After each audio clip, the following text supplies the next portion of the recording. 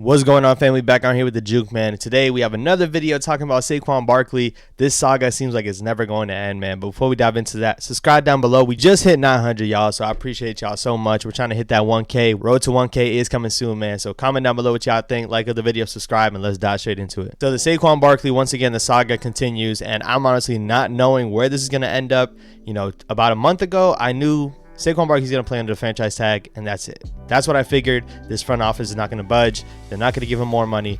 Then it's coming out that the Giants offered more money right after the end of the season, and Saquon Barkley and his camp. People want to say his agent. People want to say it's not Saquon Barkley. I'm just going to say both. At the end of the day, there has to be some type of communication that's going on there, and he declined those offers. Those offers are coming out. The Giants offered upwards of $13 million with $14 million in incentives. Like $14 million in incentives a year is a pretty good deal if you ask me. And he declined it.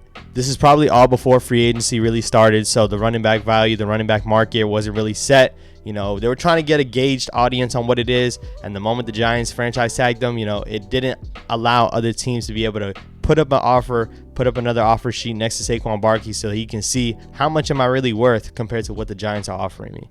That didn't happen. But Saquon Barkley declining close to 13-14 million, that's crazy a year. I don't know if those numbers are true. And now when we talk about these things, it's because obviously the guaranteed dollars is the most important thing. As we heard from previous of the bye week, we had a $12 million offer. You know, now seeing close to 14 million is kind of alarming. And when we look at where this is headed, man, we all know Saquon Barkley wants to get paid. He thinks he's a top running back in the league. As some of us think, he's probably the best player on this team. Most likely is. He had the best season out of all players last season outside of Andrew Thomas. And he's trying to get paid like Christian McCaffrey. Alvin Kamara and Christian McCaffrey, when they first got their contracts, $16 million a year.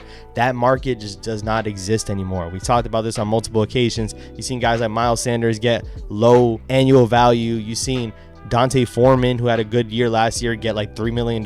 Like, the running back market is slowly and steadily going down. And paying a running back is just not in the odds for everybody. Nobody likes to do that anymore. Saquon Barkley's a great player. Saquon Barkley's my favorite player. I just don't see the Giants compensating him that much. Now, $12 million, even that you can argue is a lot for a running back, especially a running back that's been injured. Saquon Barkley is a dynamic player. He's a very important player for the success of Daniel Jones and this offense. A lot of people want to say Daniel Jones is going to be great without Saquon Barkley. I'm not in that camp. I'm sorry. I love Daniel Jones, and I think he's a great quarterback, but I definitely think he's a lot more dangerous with Saquon Barkley in the backfield, because who wouldn't be? What quarterback wouldn't be with a better running back in their backfield? So I'm hoping that they reach a deal, man. You even seen Saquon Barkley go out post on Instagram. This post is tough, I'm not going to lie. I'll pull the knife out my back and cut their throat with that mama. Quoted from Drake's song, but obviously it's reaching to that point where Saquon just feels like he's getting disrespected and he's going to end up retaliating somehow, some way. Don't know how it's going to be, whether that be him not playing on the team, him not showing up to mandatory mini camp. We had voluntary camp that's been happening, and obviously he didn't sign his franchise tag, so he can't go. But when it comes to July 17th, when they have to meet a deal, the franchise tag either has to be signed or they have to agree on a long-term deal. Saquon might not be showing up to mandatory camps, and that's a different story when it comes to these things, man. But I still hold out hope. If you were to ask me what is the percentage chance that I think Saquon Barkley and the Giants would reach a deal, I'm going to say 60%. The biggest things that I'm leaning on is it seems like the Giants are starting to leak out information on the deals that Saquon's putting out there. And pretty much what this is all saying is, hey, we're offering him money. He's declining. This is not us. This is on him. That's all the Giants are doing. It could get nasty from this point on out, but I think they're starting to leak this information and try to get something to stir up. Maybe both sides can come together and just meet in unison and hopefully get a deal done. I'm not too sure where it's headed, but like I said, if I'm going to make an argument, is Saquon Barkley going to be signed to a long-term deal?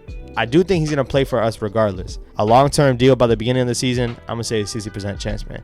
Y'all let me know down below what you guys think, man. Once again, I want Saquon Barkley to be on this team.